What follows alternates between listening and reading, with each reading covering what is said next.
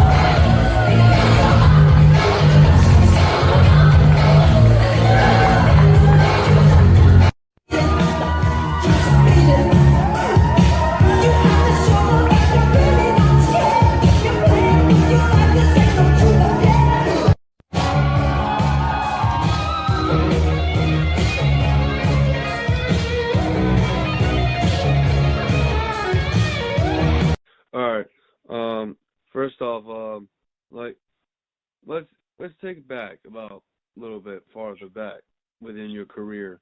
How'd you get started? I started when I was 16. 16? Uh-huh. And like, who is the one that really, like, within musically inclining, entertainment wise, like who is that artist that said, okay, this is the one that has inspired me to do this? Usher. Well, Michael Jackson first. Well, actually wrestling. I was in the WWE. I was in the Stone Cold Steve Austin, The Rock, Shawn Michaels, Triple H. So that was the entertainment part of me. That's what I really wanted to do with my heart. Then Michael Jackson passed away, and then I got into like singing and dancing.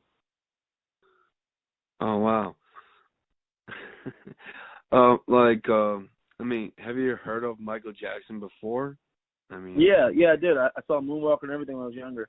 I was in Michael Jackson. I got into Usher because I grew out of Michael Jackson, and I got right back into Michael Jackson when he died. I remember I just was reminded by how dope he was. So that's what happened, and I was like, I always wanted to be a wrestler at first because I was into entertainment. I loved entertainment. That's it, just entertainment. And once that happened, I got on my knees and prayed, and then he passed away, and I was like, oh, I want to be an entertainer. I want to be like Michael Jackson, and I started working my ass off every day, doing the drill routine for This Is It. right. Doing the routine, the Smooth Criminal, black or white. I used soccer knee pads for the shin guard, soccer shin guard thing for what he had what he had on when he was on, I think, Dangerous and the Bucharest tour. And I just started doing it around, and then one thing led to another. I met Michael Jackson's former manager, and then after I met her, she said in the world I was one of the top 3 that she's seen, so I thanked her a lot. I won the Greater Washington Urban League Michael Jackson contest. From there, I met Vaughn Mason. Vaughn Mason made a song, Bounce, Rock, Skate, Roll. He's in the Black Museum in D.C. and Black History Museum in D.C. He was his song was featured in the roller skating record Roll Bounce, and he used to tour with Prince and Rick James back in the day when Prince was doing I Want to Be Your Lover, and Rick James was doing Mary Jane, and he was a roadie for BT Express. So he reached back and said, hey, I want to help you out and move with me and just learn how to moonwalk. He was looking for artists who can moonwalk, float, and spin. So he found one, and I had to practice Bucharest 2 hours a day when I moved with him. And then we got on the street corner. After we got on the street corner, we just started hitting it every day and performing. So after we started hitting every day, we got known from D.C. and known for D.C., from D.C. to Virginia to Flint, Michigan to California to New York. We started just going. We have a stage on top of the truck. We had my band on the side of the truck, and we just hit it all the time. And we make things happen instead of waiting for the phone to ring. Right. That's interesting how you mentioned you were, I guess, dancing in the streets, and I guess in Baltimore, how people reacted to your dancing and your energy, and I guess I don't know what's the reaction to that. Their initial reaction, I wasn't really there, but I could probably see from the videos that I saw on your YouTube and all over YouTube that people just like amazed at what you're doing. Yeah, because people are used to waiting for the phone to ring and going into a building with 4 walls with a stage with some lights, and they're used to seeing that, and they're like, okay, I need to be on that to be a star. You are the prize. You are the star. You don't need things to make you a star. You're already the star. Just put in the work and get the talent, and then you are a star. Most people I've seen, they were like, don't you want to perform inside the Coliseum and stuff? I'm like, yeah, that's going to happen, and it's come to pass, and it's already, everything's going great. But it's like, and then what? You're only limited to a certain amount of people who bought the ticket. When you're outside, how many people drive on the highway? Right. I mean, even Beyonce has to drive in the car. The head A&R record president, the president of Columbia Records drives to work. People don't think like that. It's like it's the theory of people hitting Chris Brown up versus the guy who sold Chris Brown some kind of water bottle, and then the guy said, "Hey, follow me," and they had a good relationship. Are you going to hit Chris Brown up, or are you going to hit the guy that sold him something? Well, I would hit the guy who sold him something up and try to befriend him, and then get in touch with Chris Brown or whatever. Don't try to get in touch with the big fish right away because everybody's hitting that person up. Correct? Right. Right. So that's what I do when we do on the corners. We have 4 Yamaha speakers, and we have pyro that we use on top of a guitar. I do AC/DC, Shook Me All Night Long. I do Prince. I do Elvis. I do James Brown, Jerry Lee Lewis. I don't limit myself to one, just Michael Jackson. So yeah. Yeah, I like when we talk about the previous year or so, when we first saw talking about the interview. One of the things that I mentioned was that I guess you were getting some attraction while, unfortunately, in Baltimore, they had the riots, and because of the which led up to it, what behind it was that something had happened with Freddie. I'm assuming that's his name, and I guess that it kind of like upward and everything, and I guess you wanted to do was just wanted to bring peace, and that's what I believe that what I came across of the Rolling Stone article about you, and I was kind of intrigued with that because I want to get you a little bit perspective, reflection back from your interview with the Rolling Stones and what you're feeling about it now back then, especially with the title The Michael Jackson Protester. Yeah. I didn't like that they called me the Michael Jackson Protester. I wish they would have said my name, Dimitri Reeves, which they did, but everybody just called me the Michael Jackson Protester worldwide, and I was like, but I'm thankful. I'm thankful, but I wish I would have pushed my name more. But yeah, it's more so. It's like the Michael Jackson Protester. I was just I went out there and just wanted. I was sitting in the dentist chair, and my manager and I saw where we used to perform at, and the camera crew was there, and we were like, oh, let's go there. And we both looked at each other. So you think what I'm thinking? We both say yeah, and then we went down and performed. And the riot team was coming down the street, and I did the whole Beat It situation. I did do You Rock My World. I mean, not Rock My World, my bad. I did They Don't Really Care About Us. I did Will You Be There. I did You Are Not Alone. But the cameras didn't catch that because the media has to sell a story. That's why the news is still going, because you have to sell a story. So they're not going to play the ones that they're not going to play something that's like legit, like really like sentimental or touching sometimes. Sometimes things that create tension and controversy sells, right? Right. So right. So that's what they showed. They showed me doing Beat It, and I caught some flack from some people who were not aware that I did those other songs. Like, why is he doing Beat It? He just wanted his 10 minutes of fame. And I'm just like, okay, cool. I wanted my 15 minutes, but that's another story. I put it like this. I went out there, I did a good thing. I made those people forget that there was a riot going on. Like, some people forgot there was a riot going on. The Crips, Bloods, Gorilla Family, and all of them came up and danced with me together in unison on top of the truck, all in one. Wow. And it was just, it was cool, and it was dope. So, and then they went down the street and burned down the CVS, but that's not my problem. I did my part. And then it was a good time, until we got shut down. Somebody even told us to shut it down because, shut it down or whatever. But and that was a gang came up and told us that, not, I don't say a gang, but it's like somebody told us to shut it down because There's some serious moments that they thought we were just playing, but we were just trying to put smiles on people's faces. And, they showed me on CNN and everything, and it showed me doing the nay and the split. So I was just like, oh, yeah, let me get out here and dance as the cameras are here. But I put smile. I mean, I guarantee you when the cameras weren't there, all those people who are marching and talk about peace for the community, they're nowhere to be found right now. You can walk these streets right now, and you don't see nobody walking the streets or anything. But I was out there without them, without people walking the streets. I was out there way before anybody started walking the streets and protesting. I was out there in the community, dancing, showing people showing people hope. Like, oh, everybody's not bad, and showing the white community and other communities, not even just white, Asian, all that, all the other races that Baltimore is not bad. Because I heard a lady who was white say, oh, you know what they call Baltimore, right?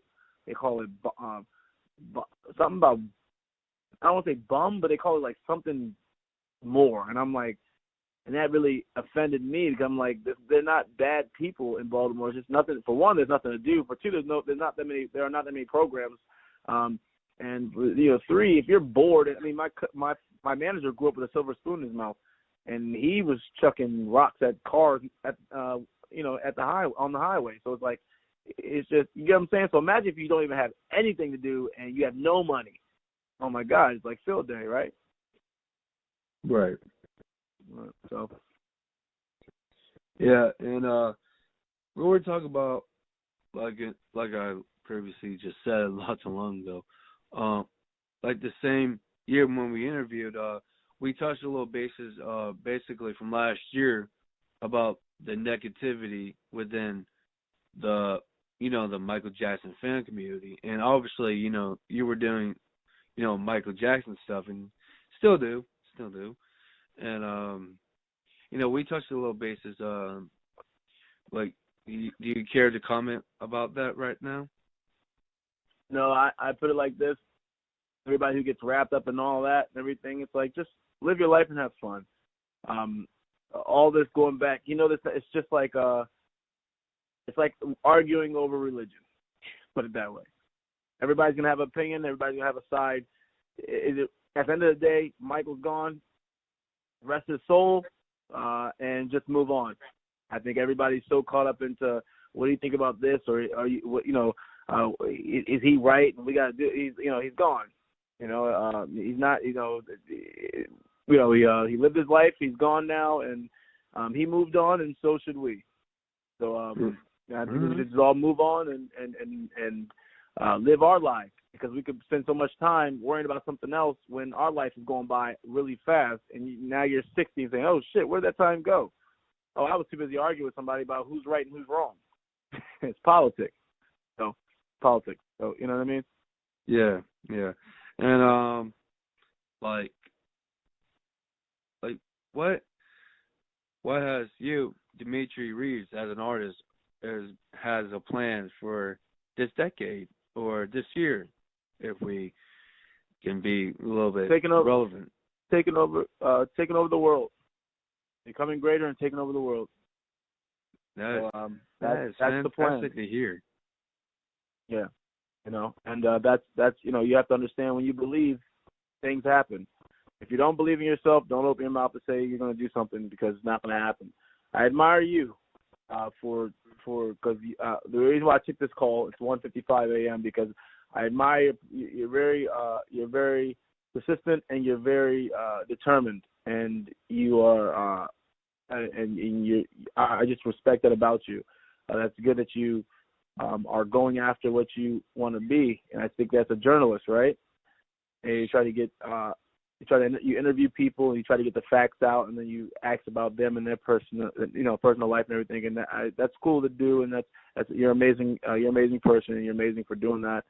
And you believe in yourself. That's why you're doing it, because you believe in yourself. That's why you're up at 1:55 a.m.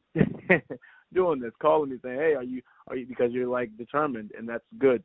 And that's why you will become the greatest at what you do, because you are up doing this. Most people won't even. Most people aren't as on it as it as you.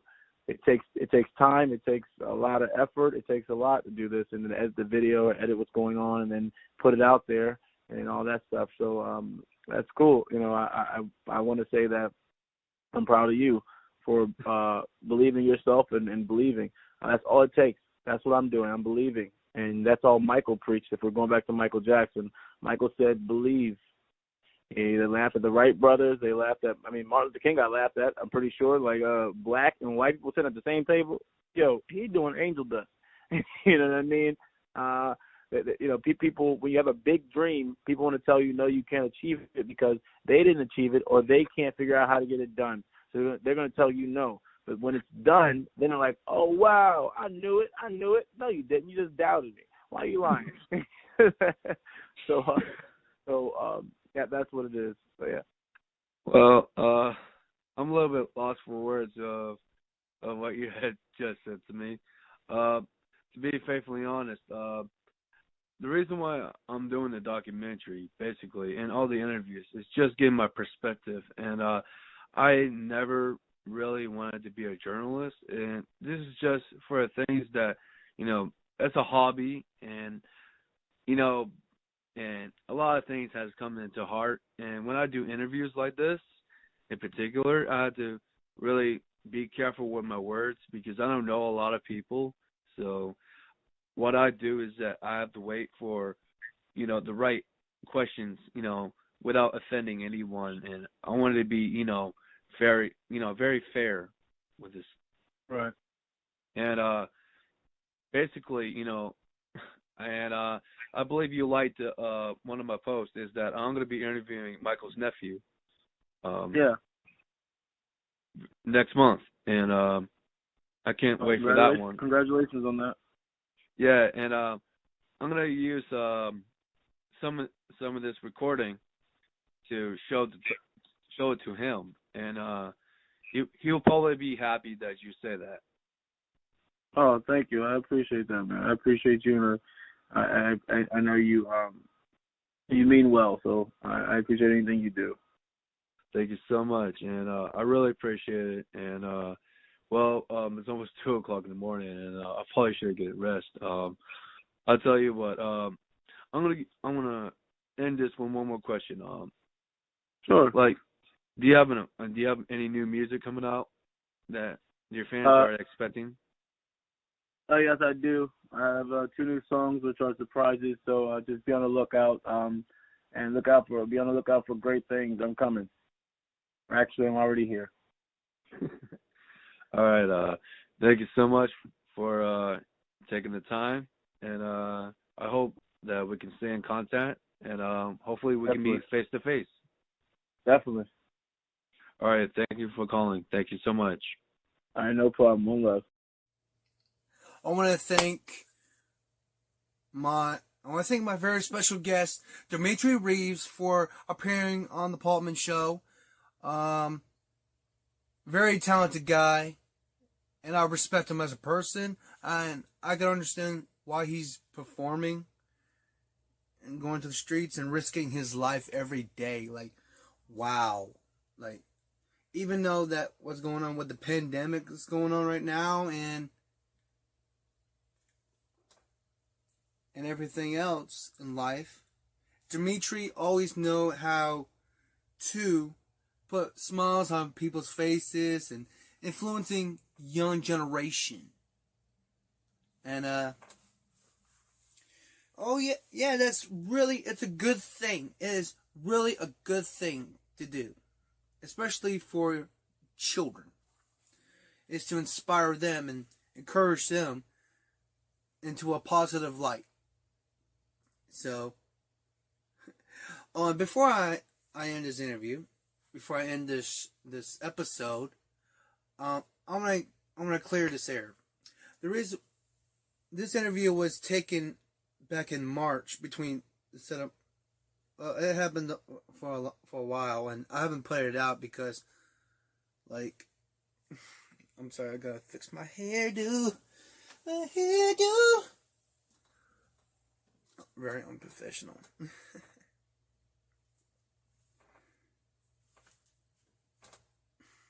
I finish this. Anyway, like I was saying, the interview happened a couple months prior to making this episode. I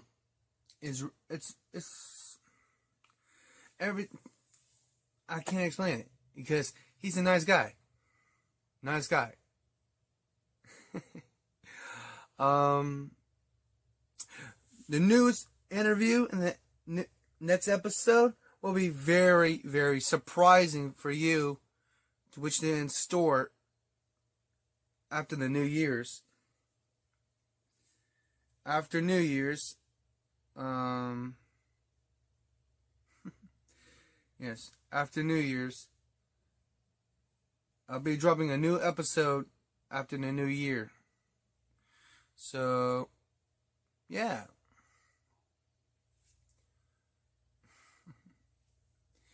And remember to stay safe. God bless. And make sure to have a positive day and night. And do not let anybody tell you that you're different, or you this and that, you're weak and unworthy. Because you are. You are. Just keep that smile on your face. And just keep on rocking. And stay groovy. Alright? I'll see you in the next episode of the Paul Altman Show. And don't forget to hit the like button if you like this video, like this episode. And share it with your friends and family if you really like it. And I really recommend that you share this too. And also subscribe. Also, make sure that you get your t-shirts and your accessories at my website, at my store, the Big Buck store, over at Teespring. They know how to make really help you make your own merchandises and everything else that you need to promote yourself. You can make your own coffee mugs or something like that for yourself, or you want to sell it, become independent.